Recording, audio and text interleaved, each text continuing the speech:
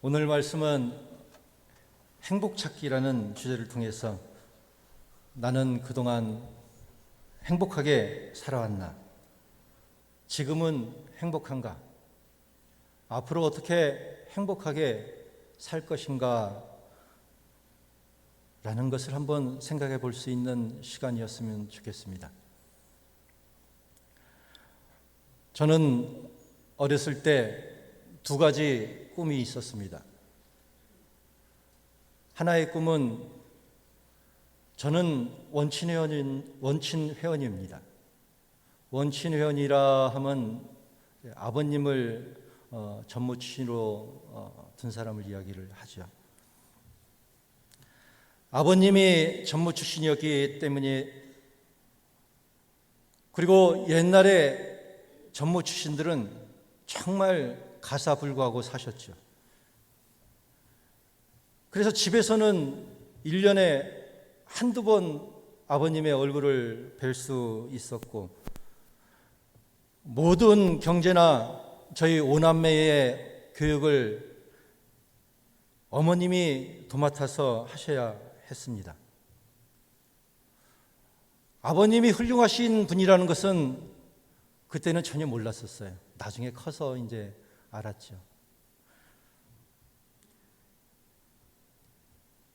가정의 모든 것을 맡아오시면서도 아버님에게나 저희들에게 항상 좋은 모습을 보여주신 정토연이신 어머님이 정말 대단하신 분이다, 그 생각을 했습니다.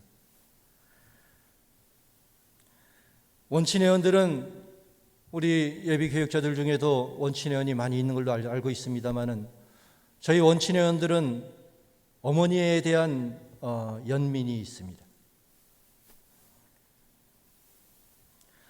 어려서부터 어머님이 정말 고생을 하시는 것을 보고 자라면서 내가 크면 돈 좀 많이 벌어가지고 어머니 좀 편하게 모셔야겠다.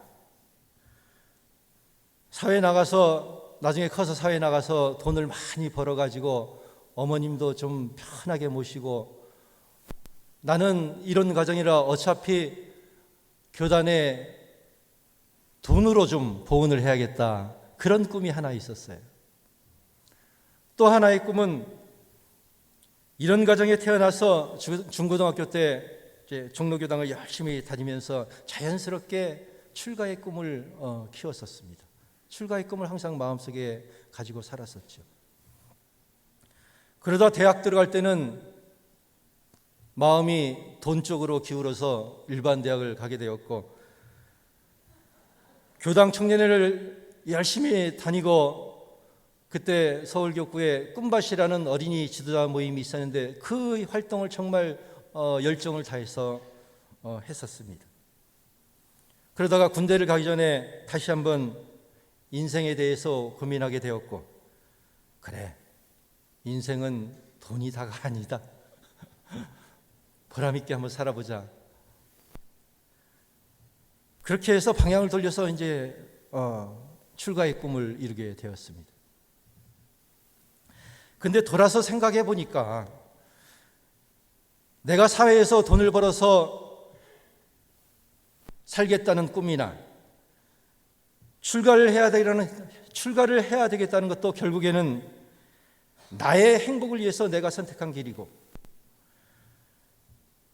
결국 출가를 해서 살아가는 것이 좀 더 행복하겠다 싶은 것도 결국에는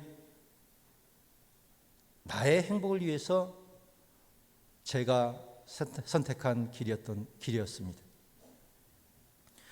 출가를 해서 살다 보니 벌써 29년이 되었습니다. 살면서 한 번씩 뒤를 돌아보게 되죠.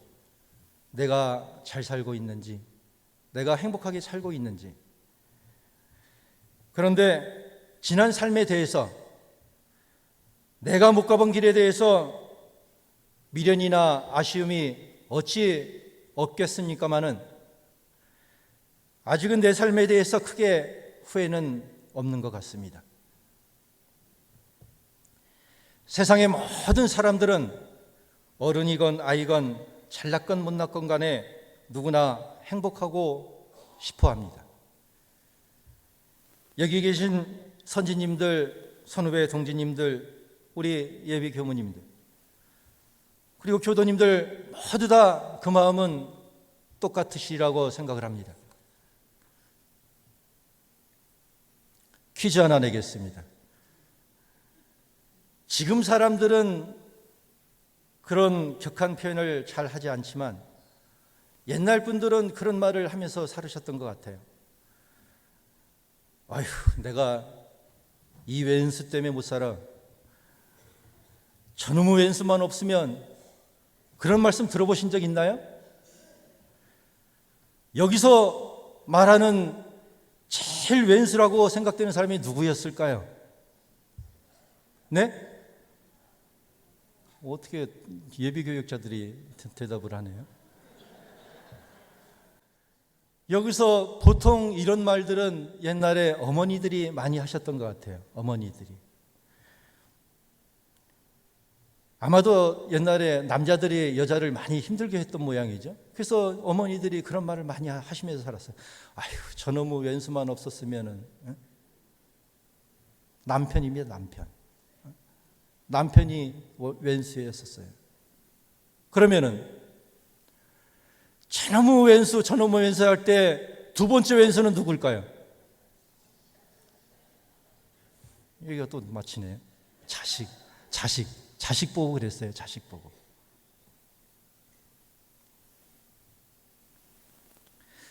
그런데 처녀 총각이 만나서 좋아해가지고 결혼을 하려 할 때 행복을 꿈꾸면서 할까요? 아니면 결혼하면 내 인생 끝이다, 좋은 시절은 이제 다 갔다, 이러면서 할까요?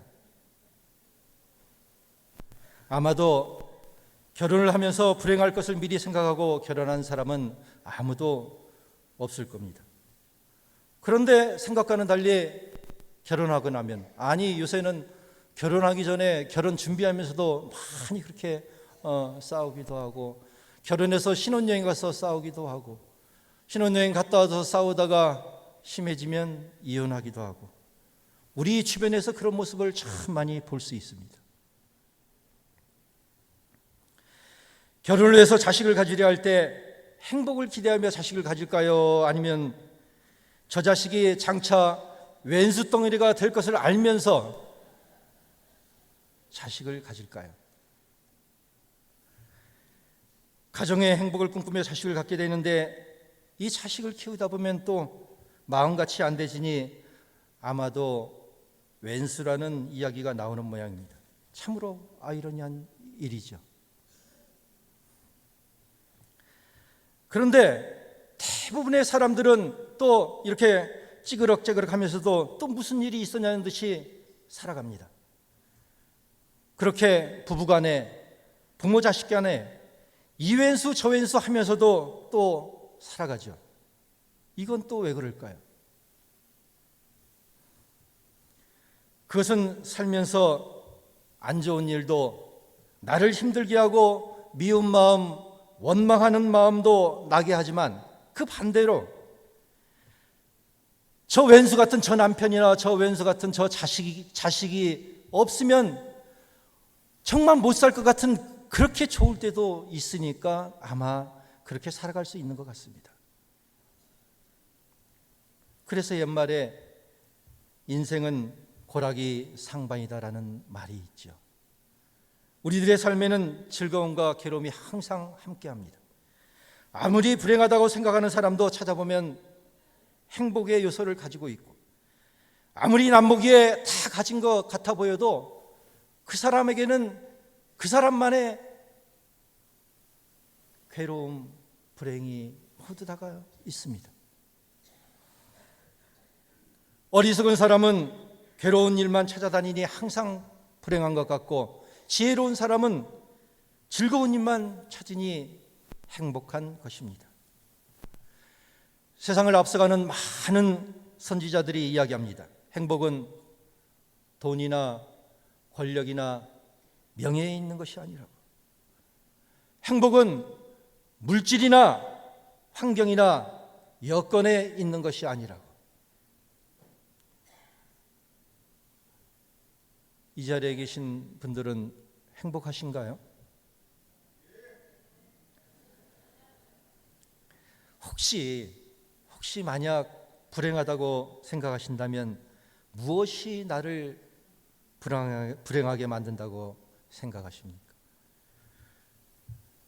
괴로움도 있지만 즐거움도 있고, 그 중에서 낙을 발견하고 지금 내 모습이 좋은 줄을 알아차리는 것이 바로 행복이거늘, 이미 나는 소중한 것을 가지고 있으면서도 그것을 알지 못하고 불행해한다면 그것은 누구의 문제일까요?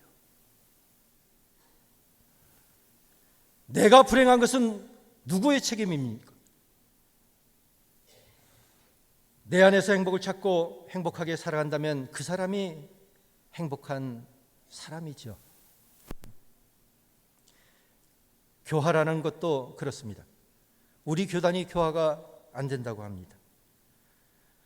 청소년 교화가 안 되고 인재 양성이 안 되어서 교단의 미래를 책임져야 할 우리 예비교역자가 자꾸 줄어든다고 합니다. 물론 그 원인을 찾아보면 여러 가지가 있겠지만 그 교화의 시작은 어디일까요?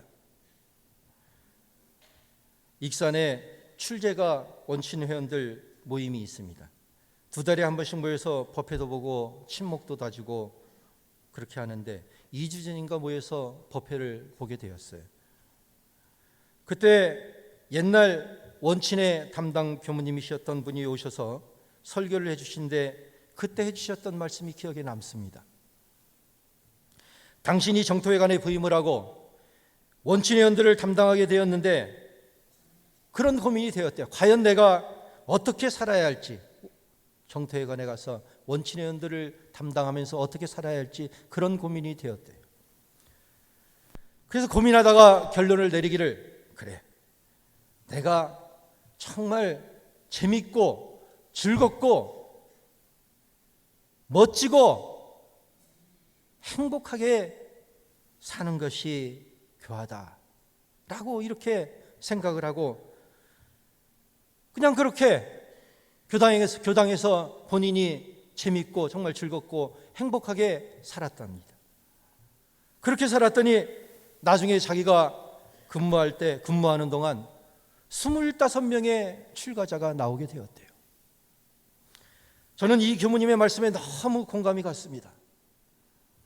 제가 중고등학교 때 교당에 가면 교무님들이 그렇게 좋아 보였어요.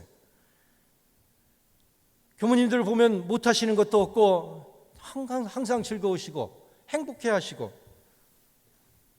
아마도 내 마음속에 그런 교무님들을 보면서 출가를 꿈꾸고 있지 않았나 그 생각을 해봅니다.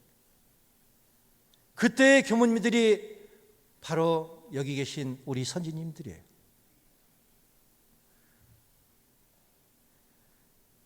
그래서 한편으로는 저희 세대는 그러한 선지님들을 보면서 출가의 꿈을 키웠는데 지금의 저희 세대는 후배들에게 정말 재밌고 행복하게 사는 모습을 보여주지 못해서 이렇게 여러분들의 책임이 아닙니다. 저희들의 책임이라고 생각하고 있어요.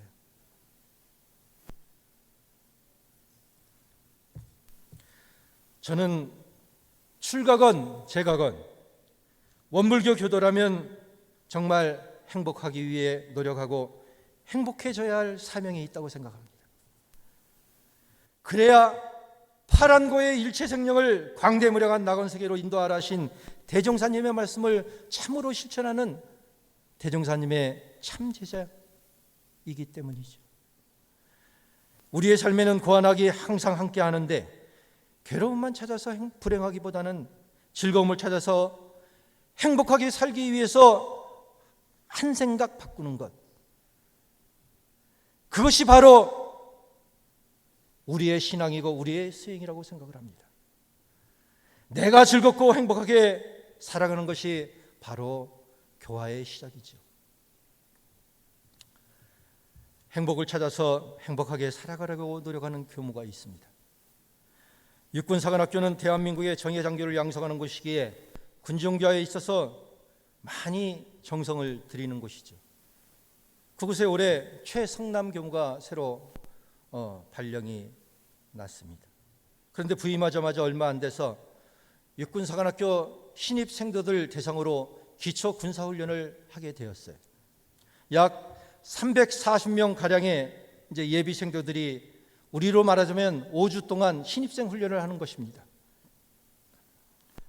근데 그때 이제 5주간 종교 활동을 하게 되는데, 기초훈련 초기에 신입생 생도를 대상으로 종교 활동 소개 시간이 있었다고 합니다. 그런데 이 시간에 기성종단들은 우리 기성종단은 생도들이 다 알고 있으니까 우리는 이 시간 필요 없다 그랬어요. 성남교무가 그래 원불교에서 하려면 하라고. 성남교무가 옳다구나 하고 그 시간 동안 원불교 소개만 다 했대요. 그래서 그런지 그 종교활동 소개를 잘해서 그런지 첫 예비생도들 종교활동 시간에 첫 법회에 100명이 나왔어요. 박수 조금 이따 치셔도 괜찮습니다. 그 다음 주에 120명, 그 다음 주에 140명 계속 늘어나는 거예요. 그래서 나중에는 180명의 그 예비생도들이 원불교 종교활동을 왔다 갔다 합니다.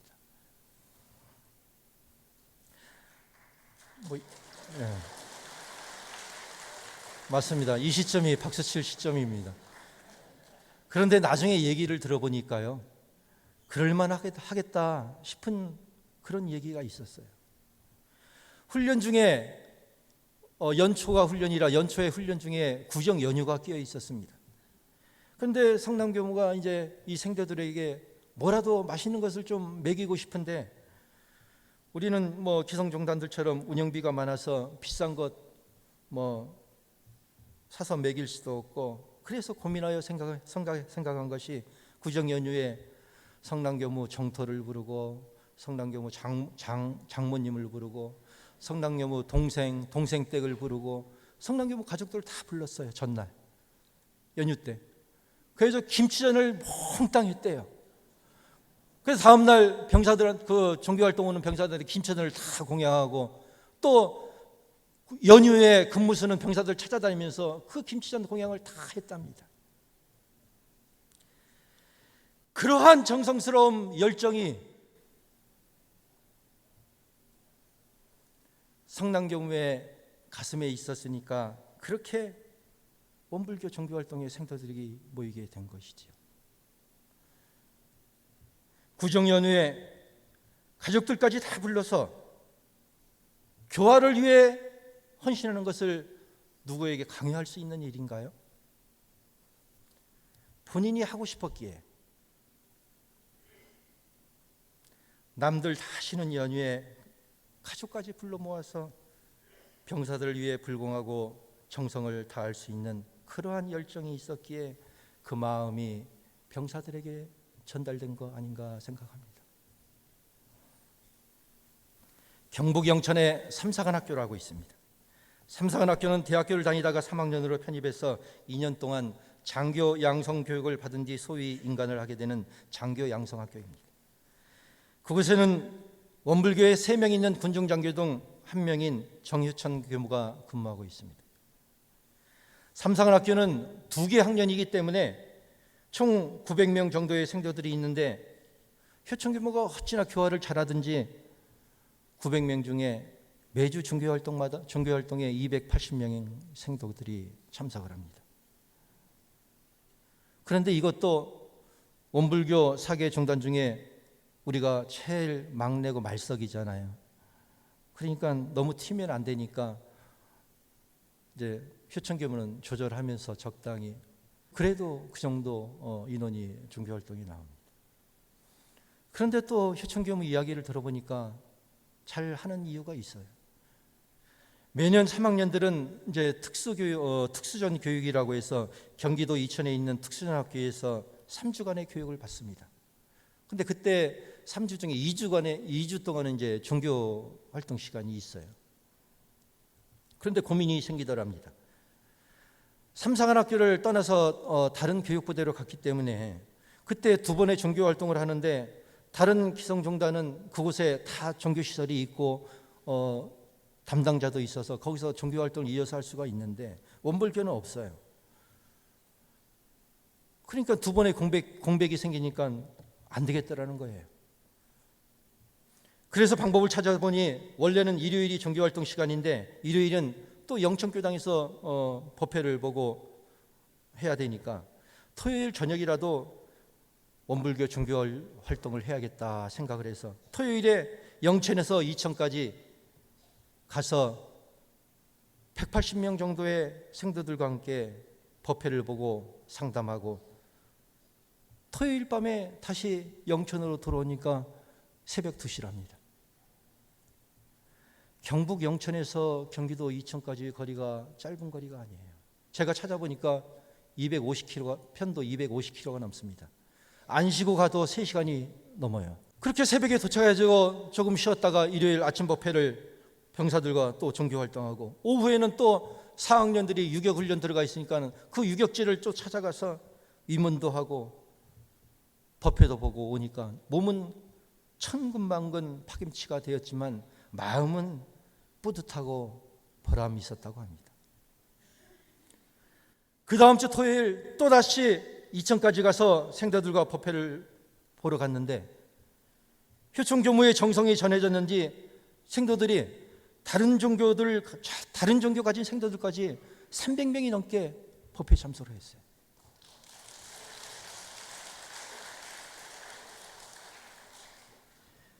교화에 대한 신념으로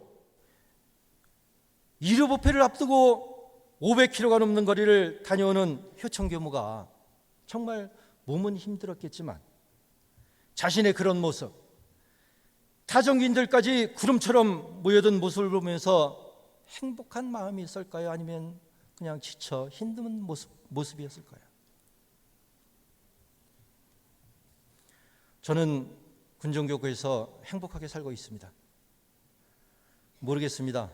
저만 행복하고 우리 국장님이나 같이 사는 교무님들은 불행하게 살고 있는지 모르겠는데 아무튼 저는 행복하게 살려고 노력합니다.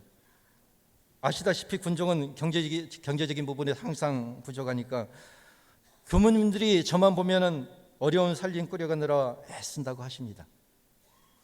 실제로 매달 군중교군의 교당들에게 지원해야 할 용금이며 병사들 간식비, 운영비들이 사실 매달 확보된 게 없어요. 이번 달도 월말에 나가는데 아직 없습니다. 그런데 저는 예전 선지님들이 해주신 말씀을 가슴에 담고 삽니다. 교무가 공사를 하면서 돈 걱정하는 것은 못난 짓이다. 사심없이 정성을 다하면 돈이라는 것은 어디서라도 들어온다. 그 생각으로 살아온 것이 벌써 3년입니다. 군중교구에는 든든한 백이 참 많습니다. 정말 많은 분들이 군종교화를 응원해 주시고 염원해 주십니다. 올해 초 교조원장님과 총부 교정원 부장님들이 교구의 교정지들 나와서 어떻게든지 군종교화 응원해 주시고 지원해 주려고 하는 그런 모습이 저희들 마음으로 전해지고 출가의 많은 선지님들과 선후배 동지님들이 한결같은 염원과 후원, 기도 정성, 그 중에 제일은 우리 여기 계신 원로님들이에요. 원로 선지님들이에요. 전국에 보이지 않는 곳에서 제가 교도님들이 정말 소중한 정제를 한 푼 두 푼 모아 후원해 주시는 군종교와 후원인 여러분들, 이렇게 많은 분들이 염원해 주시고 기도해 주시고 후원해 주시는데 한편으로는 책임감에 어깨가 무겁기도 하지만 한편으로는 우리는 정말 많은 관심과 사랑을 받고 있는 행복한 교화자다, 그런 생각을 합니다.